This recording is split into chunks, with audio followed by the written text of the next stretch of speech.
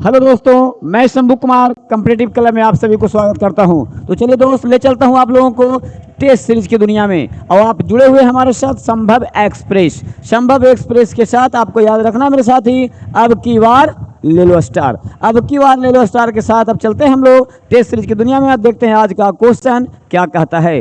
तो आज का ये जो क्वेश्चन है, आपको पता है कि प्रत्येक वीडियो में लास्ट का जो क्वेश्चन होता है हम आपके लिए छोड़ा करते हैं। बहुत सारे बच्चे इसका सही भी आंसर दिए हैं और बहुत सारे गलत दे दिए हैं। कोई बात नहीं है, ज़्यादातर सही आंसर आया है। देखते हैं हम 50 नंबर क्वेश्चन क्या कहता है। देखेंगे, क्वेश्चन है एस्पिरिन, डाइजेपाम और क्लोरोफॉर्म मर्क्यूरोक्रोम में से शामक कौन है? तो इसका आंसर है मेरे दोस्त डाइजेपाम। याद रखना है आप लोगों को। चलिए ठीक है, बहुत लोगों का सही आंसर था। क्लियर। नेक्स्ट पॉइंट की तरफ चलते हैं और देखते हैं आज का वीडियो में आपका पहला क्वेश्चन क्या है। तो आज का पहला क्वेश्चन आपका बहुत इजी है मेरे दोस्त, बहुत इजी। बताते हैं ना कि बहुत इजी है और बहुत बिजी है। तो देखिए क्वेश्चन कैसे कह सकते हैं हम लोग कि बहुत इजी नहीं है। मोहिनी अट्टम किस राज्य की नृत्य है? बताइए, पश्चिम बंगाल, महाराष्ट्र, केरल और तमिलनाडु। आपको तो याद ही होगा, मोहिनी अट्टम केरल, मोहिनी अट्टम केरल। चलिए बहुत अच्छा, क्वेश्चन नंबर 1 हो गया। 2 क्वेश्चन नंबर आपके पास ये रहा स्क्रीन पे, देखते हैं साथी। शेर शाह का मकबरा, बताइए। नहीं है इजी, इसीलिए मैं बोलता हूं कि क्वेश्चन इजी है मेरे साथी मगर बहुत बिजी है। शेर शाह का मकबरा भारत के किस राज्य में स्थित है? बताइए, पंजाब, उत्तर प्रदेश, बंगाल या बिहार। आपको पता होगा शेर शाह का मकबरा शाहसाराम यह कहाँ पड़ता है भैया? तो ये पड़ता है आपका बिहार में। चलिए क्वेश्चन की ओर आगे बढ़ते हैं और क्वेश्चन नंबर आगे ये रहा आपका अगला क्वेश्चन क्या कह रहा है इसे देखेंगे। चलिए क्वेश्चन नंबर आपका अच्छा मिलान करने में है। एक तरफ जो है सांस्कृतिक उत्सव का नाम दिया गया है, एक तरफ राज्य। तो झारखंड, तो मिलाइए, हिमाचल प्रदेश, तेलंगाना, पंजाब। झारखंड का क्या है? कर्मा, बहुत अच्छा जवाब। हिमाचल प्रदेश का क्या है? चैत्रौल। तेलंगाना का क्या है? बथुकम। और पंजाब का क्या है? लोहड़ी। इतना तो इजी है, मिल गया।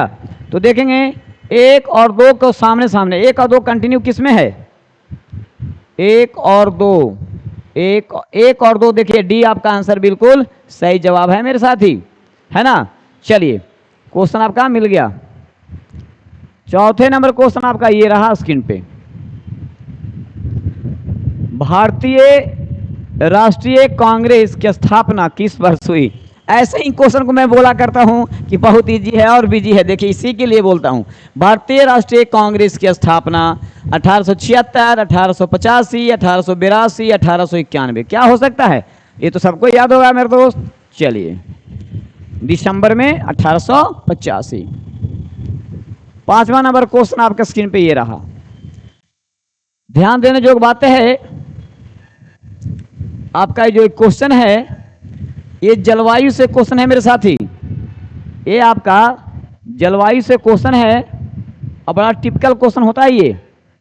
कोपेन वर्गीकरण के अनुसार, कोपेनहेगन में आप समझते होंगे, वर्गीकरण के अनुसार कौन सा अक्षर कोड आपका अल्फाबेट का जो अक्षर होता है उसको कर्क रेखा के दक्षिण भाग में प्रायद्वीपीय भारत, यहां से कर्क रेखा, उसके नीचे इसको हम लोग दक्षिण भारत भी कहते हैं या इसको प्रायद्वीपीय भारत भी कहते हैं, के बड़े हिस्से में पाए जाने वाले शुष्क और सर्दियों के मौसम में, है ना, इसके साथ उष्णकटिबंधीय जलवायु को दर्शाता है। क्या दर्शाता है?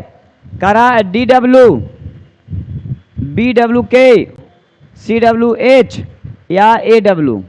तो चलिए आपका आंसर आपका डी बिल्कुल सही जवाब होगा। आपको पता होगा कि अलग अलग क्षेत्र के हिसाब से, जलवायु परिवर्तन के हिसाब से, जलवायु को ध्यान में रखते हुए आपका कोपेन का जो वर्गीकरण किया गया है, अलग अलग उष्णकटिबंधीय, समशीतोष्णकटिबंधीय, है ना, और उपोष्णकटिबंधीय अलग अलग क्षेत्रों के जगह को जो है अल्फ़ाबेटिकल लेटर में सजाया गया है, बताया गया है, इंडिकेट किया गया है। तो आपका जो ये पूछ रहा है उष्णकटिबंधीय जलवायु को दर्शाता है, और उसमें भी कह रहा है दक्षिण भारत वाला बात कह रहा है, उसमें आपका AW इसका संकेतिक है। चलिए आगे बढ़ते हैं। Question number 6। क्वेश्चन नंबर 6 क्या कह रहा है? अतः यानी अंतः उष्णकटिबंधीय अभिसरण क्षेत्र क्या होता है? अब देखना है, ऐसा क्षेत्र जहां हवा नीचे की ओर बहती है? नहीं जी। विषुवत वृत्त पर स्थित एक निम्न वायुदाब का क्षेत्र बनता है। दूसरा कह रहा है यह वार्षिक वर्षा वाला एक क्षेत्र होता है। नहीं जी। विषुवत वृत्त पर स्थित एक उच्च दाब का क्षेत्र होता है। देखिए 2 क्वेश्चन इसमें आ सकता है। उष्णकटिबंधीय, उष्ण का मतलब होता है गर्म, और जहाँ गर्म होगा टेम्परेचर अधिक होंगे तो वहाँ जो दाब होगा वो निम्न हो जाएगा। दाब क्या हो जाएगा? निम्न हो जाएगा। इसलिए विषुवतीय वृत्त पर स्थित एक वायुदाब वाला क्षेत्र बनेगा, उसको बोलेंगे निम्न दाब का क्षेत्र बनेगा। चलिए 6 का B बिल्कुल सही जवाब। 7 नंबर क्वेश्चन आपके साथ ये रहा। भारत में किस पंचवर्षीय योजना के बाद से राजकोषीय और आर्थिक सुधारों के साथ साथ उदारीकरण को अपनाया गया? उदारीकरण को अपनाया गया है किस पंचवर्षीय योजना के बाद? कह रहा 7वीं पंचवर्षीय योजना के बाद, या 6ठी पंचवर्षीय योजना के बाद, 9वीं पंचवर्षीय योजना के बाद, या 8वीं पंचवर्षीय योजना के बाद? ऑप्शन यही है मेरे दोस्त। और आपको ये जो दिखना है, जो दिख रहा है राजकोषीय और आर्थिक सुधारों के साथ साथ उदारीकरण जो अपनाया गया है मेरे साथी, वो हुआ है 8वीं पंचवर्षीय योजना के बाद। चलिए क्वेश्चन नंबर 8 को हम देखते हैं। ये रहा आपका 8वां नंबर क्वेश्चन।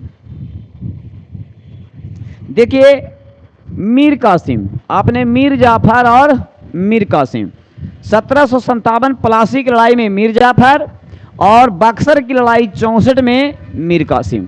क्लियर हुआ? अब देखिए ऑप्शन। मीर कासिम का नाम भारत के निम्नलिखित में से किस युद्ध से संबंधित है? किरकी का युद्ध, लाहौर का युद्ध, प्लासी का युद्ध, या बक्सर का युद्ध? क्लियर हो गया? मामला फिट है। डी आपका ऑप्शन। चलिए 9वां नंबर क्वेश्चन आपके साथ ये रहता है। 9 क्या कह रहा है देखा जाए। किसी भी अर्थव्यवस्था में जनता द्वारा संचित धन निष्क्रिय का आय वेग के बराबर होता है। 0 से अधिक, 0, 1 या 1 से अधिक क्या होगा? तो जैसे निष्क्रिय कह देगा मेरे दोस्त, यहां हो जाएगा आपका 0 के बराबर होता है। चलिए आगे क्वेश्चन बढ़ते हैं। 10 नंबर क्वेश्चन आपका ये रहा मेरे साथी। क्या कह रहा है 10 नंबर क्वेश्चन? यदि प्राथमिक घाटे और ब्याज के भुगतान दोनों को क्या कर दिया जाए? दोगुना कर दिया जाए तो राजकोषीय घाटे में क्या परिवर्तन होगा? पिछले वीडियो में भी इस क्वेश्चन को मैंने अच्छा से समझाया था। कह रहा है कि 200% बढ़ जाएगा, या 50% घट जाएगा, 100% बढ़ जाएगा, या 100% घट जाएगा। क्या कह रहा है? तो यह 100% बढ़ जाएगा। चलिए नेक्स्ट क्वेश्चन आपका ये रहा स्क्रीन पे। निम्नलिखित में से किसमें धारा के प्रवाह के विरोध की शक्ति न्यूनतम होती है? धारा अगर ये मान लिया कि ये कोई धातु है, इसमें हम करंट दे रहे हैं तो इसमें एकदम फटाफट जाना चाहिए। कहता है कि इसका विरोध नहीं होता, एकदम न्यूनतम। इसका मतलब ये अच्छा सुचालक होना चाहिए। पूछिए, एक सुचालक में, एक अच्छे विद्युतरोधी में, एक कुचालक में, एक उच्च प्रतिरोध में। प्रतिरोध में तो भैया होगा ही नहीं, कुचालक में होगा नहीं, अच्छे विद्युतरोधी तो ये बात ही नहीं बनता है। तो कह रहा है कि विरोध की शक्ति एकदम न्यूनतम होना चाहिए एक सुचालक में। क्लियर? नेक्स्ट देखते हैं 12 नंबर क्वेश्चन आपके पास ये रहा स्क्रीन पे। देखा जाए 12 क्या है। किसी भोजन बनाने वाले पात्र के लिए सबसे अधिक वांछनीय गुण कौन से हैं? जो बर्तन में भोजन बनाया जा रहा है वो पात्र का वांछनीय गुण हो सकता है। तो देखिएगा कह रहा है कि उष्ण विशिष्ट ऊष्माधारिता और निम्न चालकता होगा जी, गलत। निम्न विशिष्ट ऊष्मा सही होगा, धारिता और उच्च चालकता ये बिल्कुल सही लग रहा है। उच्च विशिष्ट ऊष्मा, आधारिता और चालकता ये दोनों उच्च नहीं होगा। निम्न विशिष्ट ठीक है, और ये भी निम्न कह दिया, गलत हो गया। आपका ऑप्शन बी बिल्कुल सही है। विशिष्ट ऊष्माधारिता जो है ये निम्न होना चाहिए और उच्च इसका चालकता होना चाहिए, यानी बी बिल्कुल आपका सही आंसर है। चलिए क्वेश्चन नंबर 13 क्या कहता है ये देखना है।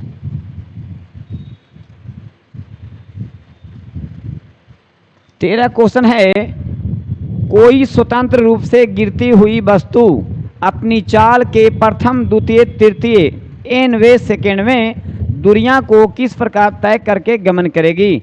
समानांतर श्रेणी में, ज्यामितीय श्रेणी में, कोई भी सुपरिभाषित श्रेणी नहीं बनती है, या क्रमिक प्राकृतिक संख्याओं के वर्ग के अंतर के संगत श्रेणी बनाती है? बताइए। तो याद रखना है इसका आंसर बिल्कुल सही और सटीक होगा मेरे साथी, समानांतर श्रेणी है। चलिए क्वेश्चन नंबर 14 पे आते हैं हम लोग। ये पढ़ते हैं, एक आयताकार कुंडली एक समान चुंबकीय क्षेत्र में घूम रही है। चुंबकीय क्षेत्र की दिशा कुंडली के तल के लंबवत है। यदि चुंबकीय क्षेत्र में गतिमान कुंडली की गति कम हो जाती है तो इस पर क्या प्रभाव पड़ेगा? देखेंगे, यह चुंबकीय क्षेत्र को नष्ट कर देगी? नहीं जी। या प्रेरित विभवांतर बढ़ेगा भी नहीं। या प्रेरित विभवांतर घटेगा? ये बिल्कुल सही जवाब होगा। या चुंबकीय क्षेत्र का प्रबलता प्रदान करेगी? ये भी गलत है, यानी सी बिल्कुल इसका आंसर सही होगा मेरे साथी। 15 देखिए, 15 क्वेश्चन क्या कर रहा है, देखना है। यदि पृथ्वी घूर्णन करना बंद कर दे, कौन? यदि पृथ्वी जो है घूर्णन करना बंद कर दे तो कहता है बंद कर दे तो वहां पे जो है भूमध्य रेखा पर मान बढ़ेगा कि घटेगा? बताइए। बढ़ जाएगा, समान रहेगा, या घट जाएगा? ये इनसे कुछ नहीं होगा। यदि पृथ्वी जो है घूर्णन करना बंद कर दे तो कहता है, यहाँ पे क्या लिख दिया है, तो किसी भी कह रहा है किसी भी वस्तु का यह मान जो है वो भूमध्य रेखा पर क्या होगा, याद रखना है। तो वहां पे घट जाएगा। क्या हो जाएगा? घट जाएगा।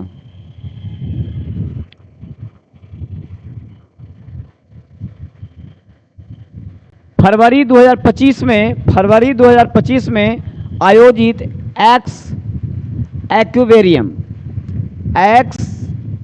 एक्यूवेरियन नामक सैन्य अभ्यास में कौन सा देश शामिल रहे हैं? भारत और फ्रांस, भारत और मालदीव, भारत और नेपाल, इंडोनेशिया। क्या हो सकता है? तो देखिएगा, ये जो आप देख रहे हैं इसमें जो शामिल हुआ है, 2 देश हुआ है, भारत और मालदीव। याद रखना है, भारत और मालदीव। क्वेश्चन नंबर आगे बढ़ते हैं हम लोग। आगे 17 नंबर क्वेश्चन देखता है क्या कह रहा है। 2 फरवरी 2025 तक के अनुसार भारत में रामसर स्थलों की कुल संख्या कितनी है? रामसर साइट पता है आप लोग के, ईरान में। तो याद रखें, इसमें हमारे रामसर साइट में सदस्यों की संख्या, साइटों की संख्या 89 हो गए हैं। 89 हो गए हैं। नेक्स्ट क्वेश्चन को देखते हैं हम लोग। सितंबर 2024 में राष्ट्रपति द्रौपदी मुर्मू ने कहाँ विश्व शांति बुद्ध विहार का उद्घाटन किया है? बोलिए। बिहार, महाराष्ट्र, राजस्थान या उत्तराखंड में? कहाँ किया गया है? तो ये किया है इन्होंने महाराष्ट्र में। चलिए, ये क्वेश्चन आपका है। एक क्वेश्चन कहता है कि निम्नलिखित में से कौन सा देश विश्व का सबसे अधिक केसर उत्पादन करता है? बताइए। केसर, ऐसे भारत में तो जानते होंगे कि सबसे ज़्यादा आपका जेके में होता है, स्टेट हो गया यानी केंद्र शासित प्रदेश हो गया है अब। लेकिन ये कह रहा है विश्व में कौन सा ऐसा देश है? क्या स्पेन है, ग्रीस है, न्यूजीलैंड है या ईरान है? तो केसर के लिए इंपॉर्टेंट है आपका ईरान विश्व में। चलिए, 20 नंबर क्वेश्चन आपका ये है, भूकंप के केंद्र के ठीक ऊपर पृथ्वी के सतह पर स्थित बिंदु को कहते हैं भूकंप केंद्र, अधो केंद्र, अधिक केंद्र या छाया केंद्र। तो आंसर होगा मेरे दोस्त अधिक केंद्र। पृथ्वी के ऊपर में जहां होता है अधिक केंद्र कहलाता है, और जिस पॉइंट से निकलता है उसको हम लोग भूकंप केंद्र कहते हैं। ये दोनों तो गलत आंसर दिया गया है। चलिए ठीक है, 21 नंबर क्वेश्चन आप देखेंगे, इस तरह आपका 21 नंबर का क्वेश्चन है। देखिए क्या कह रहा है, निम्न में से कौन गर्म जलधारा है? हम्बोल्ट ठंडी जलधारा है, फॉकलैंड ठंडी जलधारा है, लेब्राडोर ठंडी जलधारा है, अल नीनो एक होता है इसमें ला नीनो। क्या होता है? ला नीनो। तो ला नीनो जो होगा ये क्या होगा? ला नीनो जो होगा ये याद रखिएगा ठंडी है, मगर पूछ रहा है गर्म जलधारा, तो गर्म जलधारा जो होगा ये अल नीनो है ना। लेब्राडोर, फॉकलैंड, हम्बोल्ट सब ठंडी जलधारा है। चला जाए, बड़ा इजी क्वेश्चन है था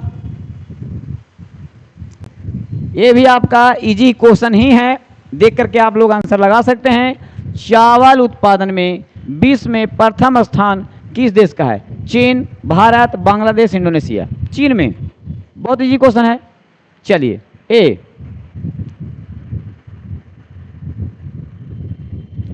तेईस नंबर का क्वेश्चन आपका ये रहा, किस ग्रह के घूर्णन की दिशा पूरब से पश्चिम है? सबका, पृथ्वी भी है पश्चिम से पूरब, शुक्र भी है पश्चिम से पूरब, मंगल भी है पश्चिम से पूरब, अब बुध जो है ये अल्टर है, ये किधर है? तो देखिए किधर का रहा है, पूरब से पश्चिम है। चलिए 24 नंबर क्वेश्चन आपका ये रहा स्क्रीन पे। 24 नंबर क्वेश्चन क्या कह रहा है साथी?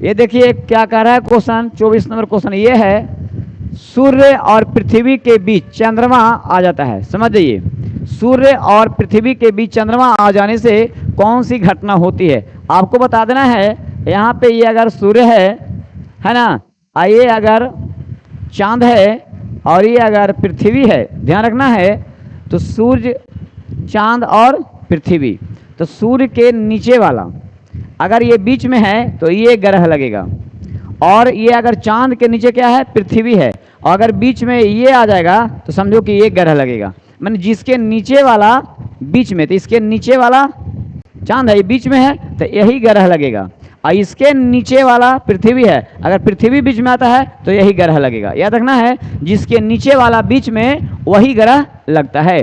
तो वही ग्रहण का मतलब हो गया चंद्र ग्रहण, सूर्य ग्रहण, अमावस्या और चंद्रमा। तो देखिए बीच में कौन है? तो कहता है सूर्य, तो सूर्य देखिए ऊपर वाला, और पृथ्वी, पृथ्वी देखिए नीचे के बीच में चंद्रमा है, तो चंद्रमा क्या है? बीच में। तो केकर नीचे वाला है? सूर्य के नीचे वाला कहाँ है?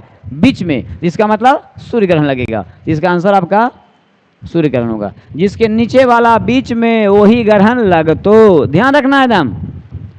24 नंबर क्वेश्चन हो गया। 25 नंबर क्वेश्चन आपके पास ये रहा मेरे साथी। चलिए अभी आप देख रहे हैं संभव एक्सप्रेस, और संभव एक्सप्रेस में उठा लेना है क्वेश्चन को एकदम, काला पानी कहाँ अवस्थित है। देखिए मेरे दोस्त, बड़ा कंफ्यूजन होगा ये क्वेश्चन आपका, बड़ा कंफ्यूजन होगा। बहुत सारे लोग गलती मारेंगे, सही मारेंगे। देखते हैं, पोर्ट ब्लेयर, उत्तराखंड, उत्तर प्रदेश, लद्दाख, क्या होगा? काला पानी कहाँ है?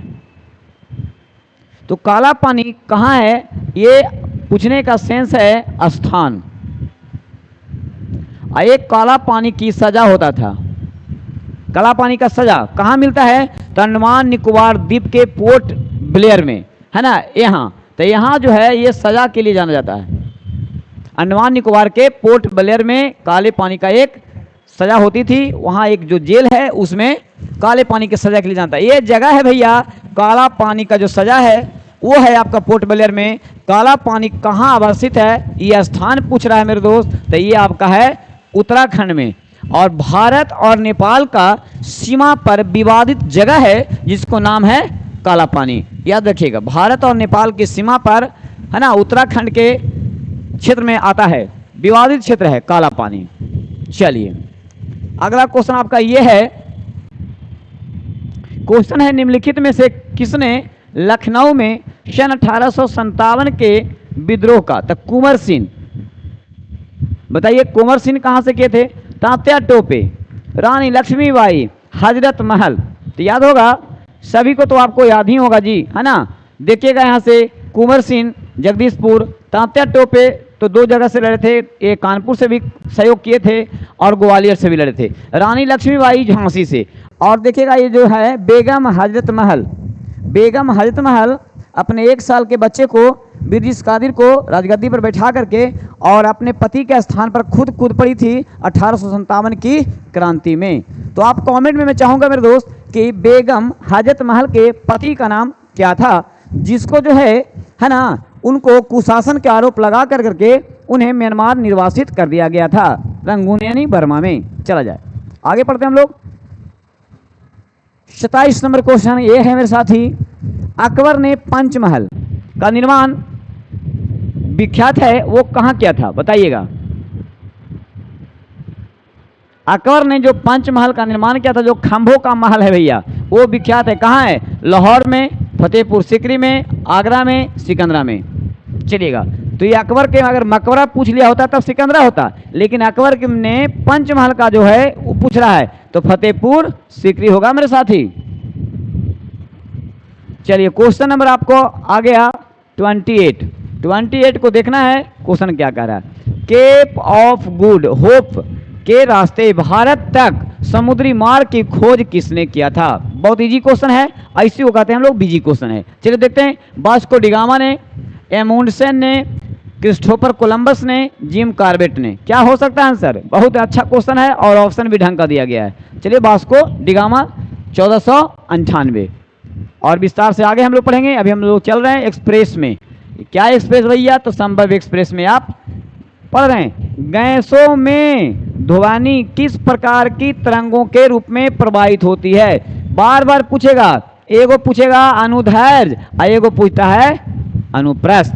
तो प्रकाश की अगर बात आएगा तो अनुप्रस्थ मारना है, और जैसे यहाँ ध्वनि की बात आता है तो ध्वैर्य मारना है। अब यहाँ देखना है अनुदैर्घ्य तरंग के रूप में, अनुप्रस्थ के रूप में, अनुदैर्घ्य और अनुप्रस्थ दोनों के रूप में, अग्रामी तरंगों के रूप में। ये सब तो कोई नहीं होगा मेरे साथी। अब बच गया क्या बताया कि जैसे प्रकाश आएगा तो अनुप्रस्थ मारना होगा, और ध्वनि आया है तो हम मारेंगे अनुदैर्घ्य। चलिए क्वेश्चन नंबर ए बिल्कुल सही जवाब इसका हुआ। अगला क्वेश्चन आपके स्क्रीन पे ये रहा मेरे साथी, और क्या कहता है सुनते हैं। जब प्रकाश की किरण अवतल दर्पण के ध्रुव पर तिर्यक रूप में आपतित होती है तो परावर्तित किरण पर क्या प्रभाव होगा? सीधे गुजरेगी या कोण आई बराबर कोण बनाते हुए वापस होगी, या आपतित किरण के लंबवत हो जाएगी, या बिना विचलन के वापस हो जाएगी? तो आंसर इसका बी बिल्कुल सही जवाब है मेरे साथी। कंप्लीट। चलिए 31 क्वेश्चन आपका ये रहा, और ये इसको मैं पढ़ता हूं। किस धातु का मुद्रा के रूप में सर्वाधिक प्रयोग हुआ है? यानी मुद्रा यानी रुपया सिक्का जो बना है वो सबसे ज्यादा किस धातु का बना है? यहाँ देखना है, क्या लोहा का, तांबा का, पीतल का, चांदी और सोना का? याद रखना मेरे साथी, इसका आंसर बिल्कुल सही जवाब आपका डी होगा, सोना और चांदी का। देखिए अगला क्वेश्चन है आपका 32 नंबर जो क्वेश्चन है मिलान करने कहता है चलकोपाइराइड कौन सुमेलित नहीं है? कौन कह रहा सुमेलित नहीं है? चलकोपाइराइड CuFeS2 बिल्कुल सही जवाब। स्मिथोसोनाइट ZnCO3 ये भी सही है। मैग्नेटाइट Fe3O ये भी सही है। और अर्जेंटाइट ये आपका बिल्कुल गलत है। तो इसको क्या होता है? इसको होता है आपका Ag2S। क्लियर है? तो डी बिल्कुल आपका इसका आंसर सही होगा। नेक्स्ट पॉइंट आपका ये रहा 33 नंबर क्वेश्चन। दो परमाणुओं को समस्थानिक कहना है, समस्थानिक बराबर, तो समझ जाओ परमाणु क्रमांक बराबर होगा, है ना। और जैसे ही आ जाएगा तो उनका द्रव्यमान भिन्न हो जाएगा। ये देखना है कब कहाँ जाता है। कहता है कि दो परमाणुओं को समस्थानिक कब कहा जाता है? तो मैंने अभी क्या बताया, जब समस्थानिक की बात आएगी तो उसमें परमाणु क्रमांक को बराबर कर दिए जाते हैं और द्रव्यमान भिन्न हो जाते हैं। खोजेंगे हम आंसर। ए में उनका परमाणु क्रमांक समान हो परंतु उनकी द्रव्यमान संख्या भिन्न हो। देखिए आपका ऑप्शन पहला ही सही निकल गया। अब ये सब पढ़ने की भी कोई आवश्यकता हमको नहीं है। तो चलिए ए इसका बिल्कुल सही आंसर निकला। कंसेप्ट क्लियर रहेगा, क्वेश्चन फटाफट बनेगा मेरे साथी। संयुक्त राष्ट्र महासभा ने 2026 को निम्न में से किसका अंतर्राष्ट्रीय वर्ष घोषित किया है। देखिए 2026 आने वाला है और इसको जो है संयुक्त राष्ट्र महासभा के द्वारा घोषित कर दिया गया है। ऊंट का वर्ष, ग्लेशियरों के संरक्षण का वर्ष, क्वांटम विज्ञान और प्रौद्योगिकी का वर्ष नहीं मेरे साथी, आप याद कर लीजिएगा, अंतर्राष्ट्रीय महिला किसान का वर्ष। आज ही ऑफलाइन क्लास में मैं बच्चों को बताया हूँ, आज ही के क्लास में ऑफलाइन क्लास में ये आज पढ़ाया गया है, याद रखेंगे, इंपॉर्टेंट है मेरे साथी। चलिए ठीक है, बहुत अच्छा, आगे बढ़ते हैं। अगला क्वेश्चन आपका ये रहा 35। 70वें राष्ट्रीय फिल्म पुरस्कार सर्वप्रथम हिंदी फिल्म का अवार्ड किसे जीता है, यानी किस फिल्म ने जीता है। द कच्छ एक्सप्रेस, कांतारा, गुलमोहर या डुंकी। कह रहा है कि 17वें राष्ट्रीय फिल्म पुरस्कार जो है कौन से फिल्म ने जीता है। आंसर होगा मेरे साथी गुलमोहर ने। कौन जीता है, गुलमोहर ने। चलिए अभी देखना है आपका क्वेश्चन क्या कहता है। ये आपका क्वेश्चन है, हाल ही में इंग्लिश चैनल को अकेले तैरकर पार करने वाले सबसे उम्रदराज भारतीय बने हैं। अनुया प्रसाद, विभा भूषण, सिद्धार्थ अग्रवाल, आरती शाह।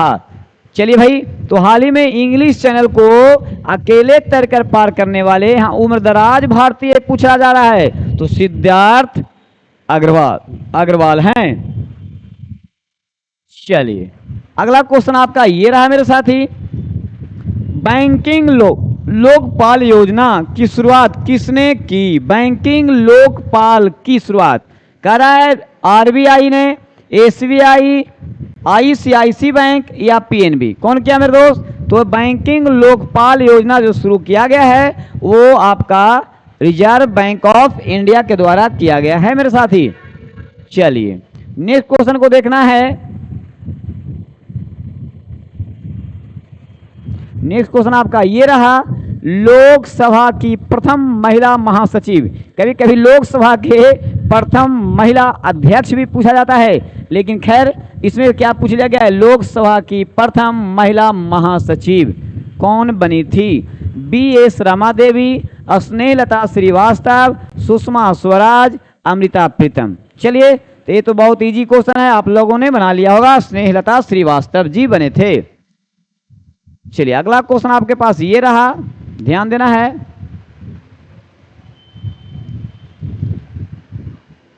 आर्ट ऑफ लिविंग के प्रस्तावक और प्रचारक कौन हैं, ध्यान देना है।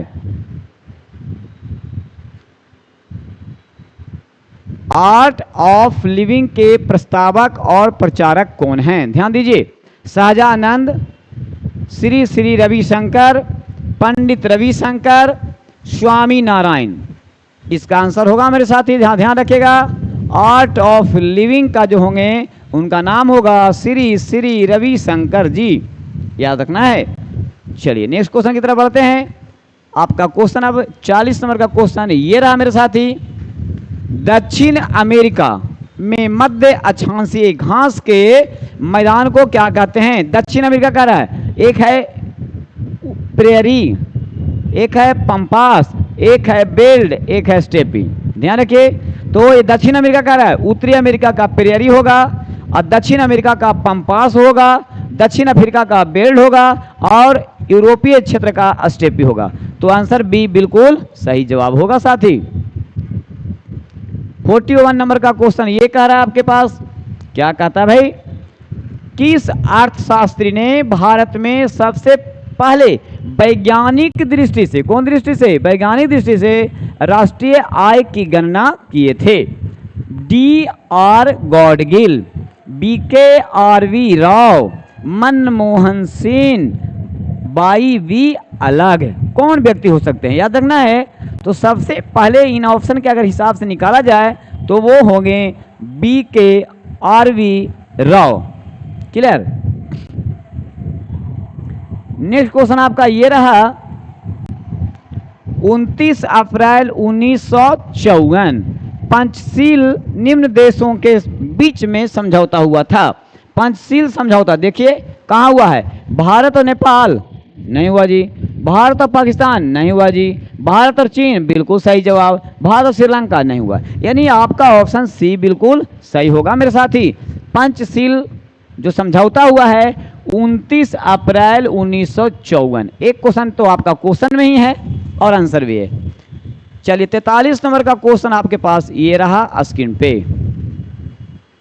है ना। 43 नंबर क्वेश्चन है, औरंगजेब ने किस सिख गुरु की हत्या 1675 में करवाई थी। औरंगजेब पूछ रहा है, आईने से सिख गुरु का नाम पूछ रहा है, ध्यान रखना है।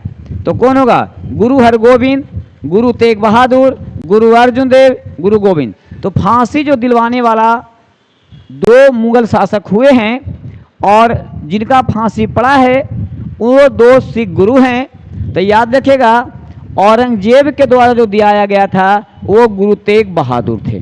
कंपनी कौन है, तेग बहादुर को। लेकिन एक क्वेश्चन कभी कभी पूछा औरंगजेब के जगह क्या रहेगा, जहांगीर, तो वो किसको दिलाए थे, तो वो इसमें है, उनका आंसर होगा अर्जुन देव। ये 5वें थे और तेग बहादुर 9वें थे, दोनों याद रखना है।